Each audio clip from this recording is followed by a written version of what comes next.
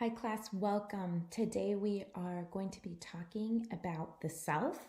This chapter is actually extremely interesting. It has a lot of very important information for our development, but also information I think many of us can relate to.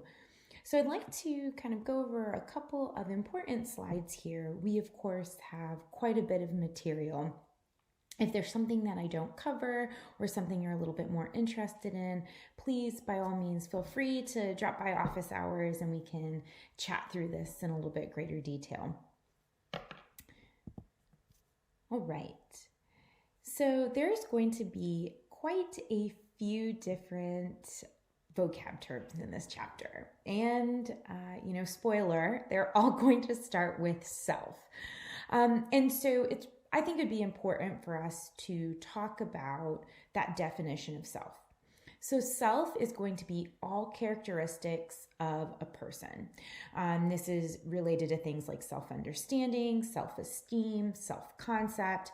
I'm going to talk about a few of them today in our lecture, but there are many more terms regarding the self that you'll find in your chapter. If you're confused on any of them, please reach out to me and we can have a conversation on it. Okay, identity, and we'll get to this kind of at the end of the chapter. Identity is who a person is. It represents kind of this synthesis of their self-understanding.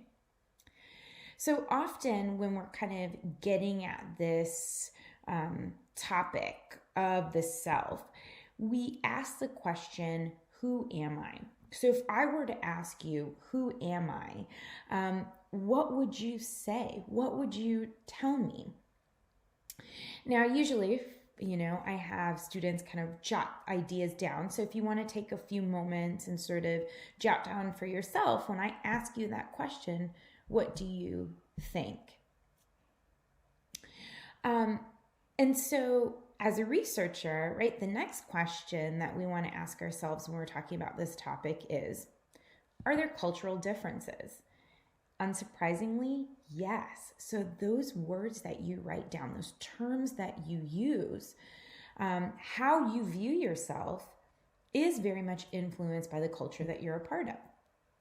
In fact, people who are part of individualistic cultures, so like the United States, kind of think about themselves and define themselves more based on personal or individualistic attributes, right? I am honest. I am smart. And then they went through and rated themselves on kind of social or relational attributes. So I'm a student, I'm a good son, I'm a wife, I'm a mother, so on and so forth. And so what you ended up finding is kind of this graph here, where people who are part of individualistic cultures are more likely to rate themselves and kind of jot down these personal or individualistic attributes at a far greater percentage than individuals who are part of collectivistic cultures. So, for example, Japan. This relationship, however, is switched whenever we start to look at these kind of social or relational, right? So how do I relate to another person? And here we see our Japanese participants in the study, so those are part of that collectivistic culture, are actually rating themselves or describing themselves rather using more of these social or relational terms.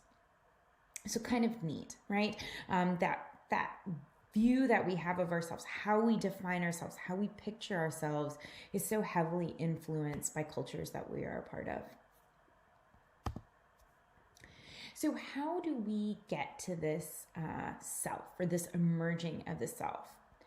So first we need to get to this kind of understanding of I, right? So this idea of who I am needs to first emerge. And, Cooley and Mead argue actually that we're not really born with a sense of self, that this is something that is acquired, that we learn over time.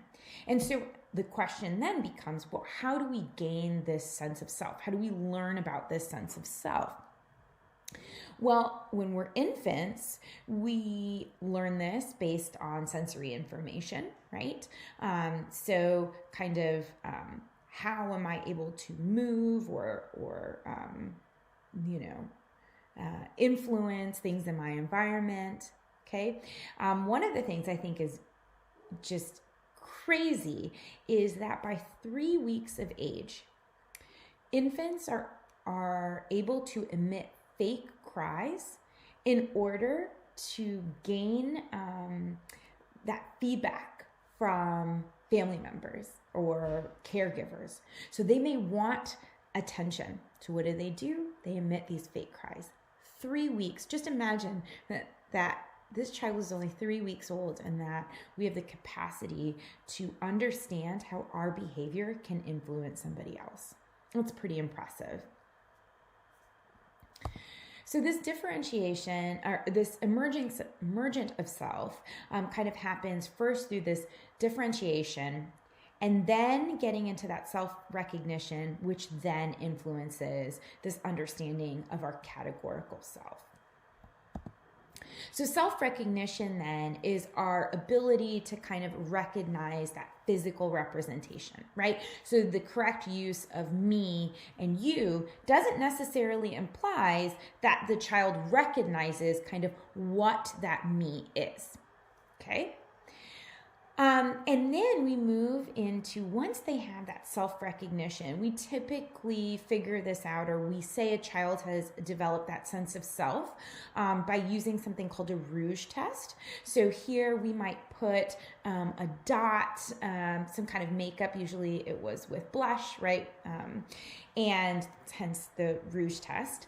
And then we show infants themselves in a mirror. Now, if you saw something on your face and you walk by a mirror, you immediately recognize that that's you, and you would probably go and wipe that off, right? Interestingly, children who haven't developed this sense of self are unable to do this. They'll look at the mirror, they'll stare at the mirror, but they don't necessarily recognize that that's a reflection of themselves. Now, post around 18 months or so, we start to get this recognition of self, and so you'll get the kid kind of pulling or pushing off that mark that was on their face. Once we have developed that self-recognition, we can develop self-conscious emotions. So these are things like embarrassment. We talk about this as being sort of secondary emotions. So once we get to that, then we start to have this understanding of the categorical self. So now I start to notice ways in which I'm similar or different to other people. So how does this kind of development look? That self-recognition starts to begin around 18 months. Here, just remember that there's going to be some individual differences. It's not that the moment you turn 18 months that you're going to have this recognition of self, but, around this time is when we'll start to see that emerge. In early childhood, that's when we start to kind of describe ourselves in physical or sort of concrete terms, right? I have brown hair. I have glasses, right? Something like that. Then when we get into sort of middle and late childhood, this is when we start to become a little bit more complex with our understandings. Not only do we have an understanding of kind of what we look like or, who we are in sort of a rudimentary capacity, we also are able to understand our comparison and how we differ from others, which is actually a pretty big deal. So, a 7-year-old can understand and say things like, I run faster than so-and-so. I'm a better soccer player than so-and-so, right? And they know that based on looking at their own ability and how their ability sort of shifts and changes compared to the abilities of somebody else, right? So they could say, I'm faster than Jean, but I'm actually slower than Markel. Right? And so here you've got an understanding of where you stack up in your comparison with other kids. So we get this kind of by middle, late childhood, we start to engage in those comparisons. Interestingly, this is also around the time we start to have, when you think about sports teams or awards or things like that, where it's not just, hey, you participated, here you go. Now it's, who's the best player, who's the MVP, right? So on and so forth, which is kind of interesting that sort of coincides. Okay. Your book then goes on to talk about something called self-regulation. And this is a person's ability to control their behavior without having to go externally or look for help. The best way I can figure to sort of describe this is you, have made a resolution to sort of eat healthy, okay? And you walk into the break room at work, and there is this gigantic plate of the most amazing looking donuts that you've ever seen. So you have made this sort of goal for yourself that you're going to eat healthy. Donuts probably are not on that list. So what is the reason why some person is able to look at that plate and say, yeah, nope, I already said I'm not eating it, and walk by, versus another person that's like, I can start tomorrow, or one donut isn't going to kill me, right? So the donut is just a smaller example of lots of different behaviors, right? So even something similar, or something as simple as there's a big party that's happening. I know it's hard to imagine right now having lots of parties, but there's a big party, but you got to test. What is the influencing factor that kind of gets a person to say, no, I'm going to stay home and study for this test, versus the other person that's like, I'm going to go to this party, the test will be fine, right? So all of this kind of has to do with that self-regulation, that ability to control our behavior. Okay, nobody's telling us what we should or shouldn't do. Self-regulation has been linked to higher achievement, which is interesting. We're going to get to the achievement chapter next, so we can kind of talk through that. So here again, right, that self-regulation is really, really important. Now, one thing to kind of consider is that self-regulation evolves over time. It's not like we're born as a baby and we're like, yeah, I'm not going to eat those donuts. I have really great self-regulation, right? In fact, when we're younger, we depend primarily on caregivers to remind us on what things are acceptable or not. As we sort of move on, now we can do things without our caregivers. So I was baking cookies with my son recently, and so he was helping me. He's about 20 months now, and he kept on looking at those cookies, and he really wanted to eat that dough. So I give him the little ball, and I tell him that he needs to put it on the cookie sheet, and so he'd keep grabbing it, and he'd try to eat it, right? And I'd say, no, put it back, and then he'd put it down. Now, I guarantee you, if I was not there and I was not there to remind him of this, that cookie dough would 100% have been in his mouth, right? So he knows that he's not supposed to eat it, right? In some way, but he's still looking to me to help him regulate that behavior. As he gets older, he's going to be able to do more and more of that without me, without those constant reminders. And so while we get to about 2 to 3 years, now our kids are able to say, my mom told me not to touch that, probably shouldn't touch that, or grandpa told me that I can't do that, so I'm not going to do that, right? Even when mom or grandpa aren't there. By preschool, we learn to resist that temptation.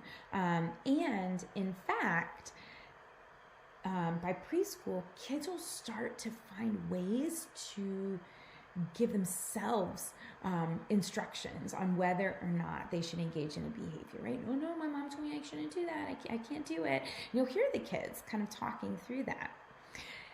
Really, really neat evolution here.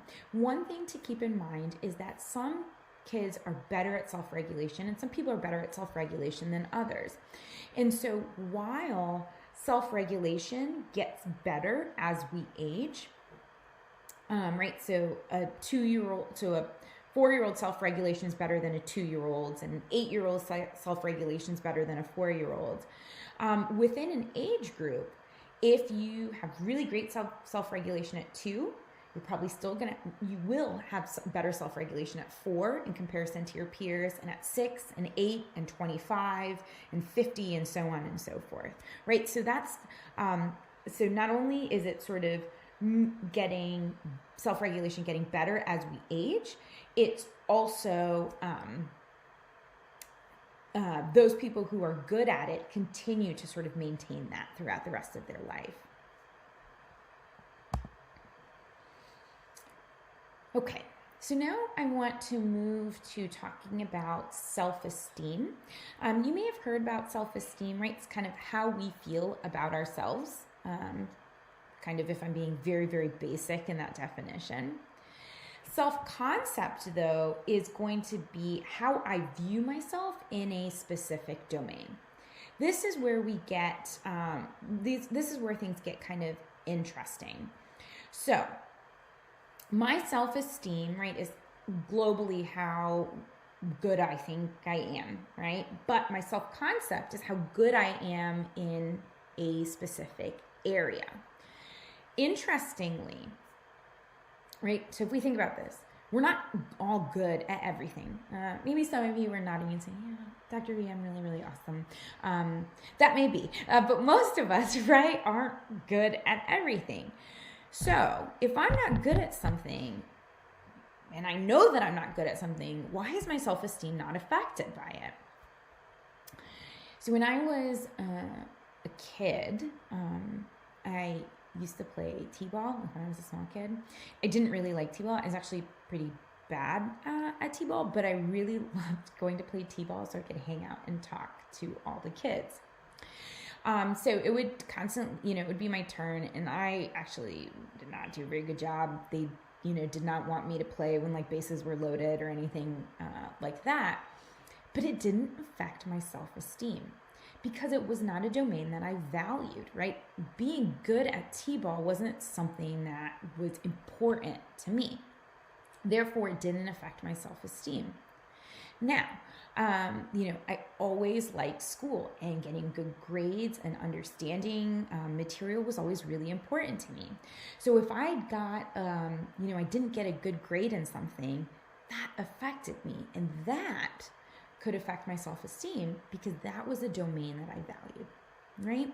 So we can be bad at things and it not affect our self-esteem as long as we don't value that area or that domain. So one thing we can do to sort of help build up self-esteem is helping kids find domains that they're good at, but also domains that they then value, right? Because that will positively impact self-esteem.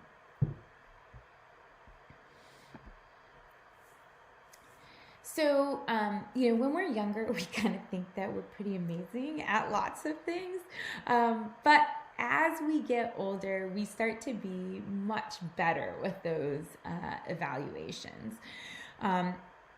So, before we sort of have this almost overly positive view of ourselves, this overly positive self-esteem, and that kind of shifts and changes as we get older. So, kind of when we get to adolescence, cross-culturally, most adolescents have actually pretty positive self-image. If we're looking at variations by sex, girls' self-esteem might be slightly lower than boys as they get into kind of middle school years. This probably strongly correlates with puberty and that development of muscle versus fat. If you take adolescence with me, or you have, we sort of talk about this in a little bit greater detail. So, we want people to have good amounts of self-esteem, but the question becomes, is there such a thing as having too much or too high of self-esteem? And the answer to that is yes. In fact, people who think that they're great at sort of everything, and it's not necessarily deserved, perhaps, they didn't earn, right, the right to kind of have that self-esteem, if you will, that actually can translate into narcissism.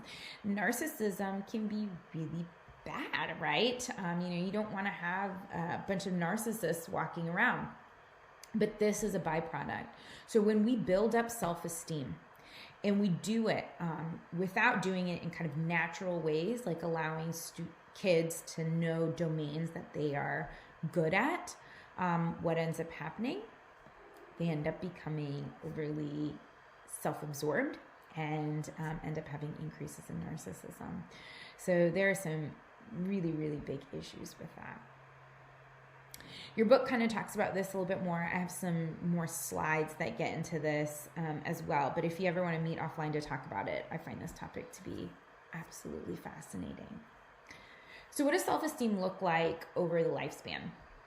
I love this graph. I think it is really, really, really interesting, right? So here we are, we got this amazing self-esteem. If you really look at this, our self-esteem at like 9 to 12 is the highest that it's ever going to be in the course of our life. And then we start to have a decrease as we get sort of into that adolescent time period. And then it starts to increase again as we get into our 20s. We sort of have a plateau into our 30s and 40s. And then when we get into our 40s, we start to have this increase. So from about 40 to 70, we actually have an increase in self-esteem. And then it kind of starts to move down. One reason for this might be is that we're really getting into our stride professionally, right? So oftentimes when we get here, we would have sort of done the grunt work, if you will, in our jobs.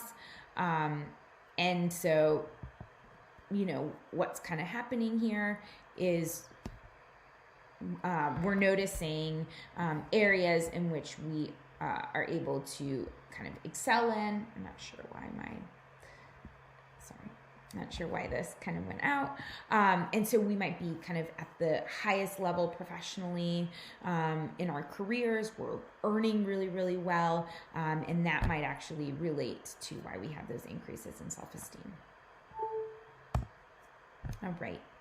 So sort of the last piece here that I'd like to leave you with is looking at our identity. How do we get that identity? Well, we have to think about commitment. So has a person made a commitment to something? And then also the other side of that is exploration. Have we explored other opportunities? So you have these two questions, and they actually form one of 4 identities. So I'd like to sort of give you an example of each of these different identity statuses. The first would be diffusion, okay? So when we get to that diffusion, this person has not made a commitment and they have not explored any other options, right? So here this person says something like, I'm not worried about what to do after school. Who cares? Right? So they haven't done any exploration and they clearly haven't committed to anything. So we would say that they are in identity diffusion. Moratorium is when a person has gone through that exploration, but they haven't made a commitment yet. Okay? So we go here and we say, has a person made a commitment? No, but have they done some exploration? Yes. So they would be in that identity moratorium. So here, somebody might say something like, I want to be a marine biologist, no a lawyer, no a hairdresser, like my best friend's mom, right? So clearly they are exploring a lot, but they haven't made that commitment. I want to do everything, right? Foreclosure is an individual has done no exploration, but they have made a commitment. So this can be somebody who, is in a family business or something like that, right? So I never had to think about what to do. I'm taking over the farm from dad. Achievement is a person that's made a commitment, but they've also done exploration as well. So here, after studying in Peru, I realized I cannot work in a large corporation. I'm going to be a nurse. So in terms of our identity and kind of that development of our identity, the most important changes for us occur between 18 to 25. This isn't super surprising. Traditionally, this would be kind of the first time most people move away from their homes. They're sort of living by themselves. Traditionally, if you have a very traditional college experience, this would be when you would go out and pursue perhaps a bachelor's degree or some sort of collegiate degree, and then we have or professionally, right, getting a job, something like that. But you don't just have one identity. In fact, it's argued based on research that it's kind of a cyclical pattern, that we have an understanding of our identity by moving through what we call the mama cycle. So moving between moratorium and achievement and moratorium and achievement, right? So I want to do this to, yep, this is what I want to do. I want to try out this. Nope, this is what I want to do, right? So we're kind of going back and forth in this. And we can do this throughout, the course of our life, but most of those really important changes are kind of happening between 18 to 25. All right. Very fun chapter. As I said, really enjoy the material here. I hope you all did as well. If you have any questions on any of this, you want to talk through it, please feel free to schedule some office hours. Just continue keeping up with that reading, and let me know if you have any other questions. All right.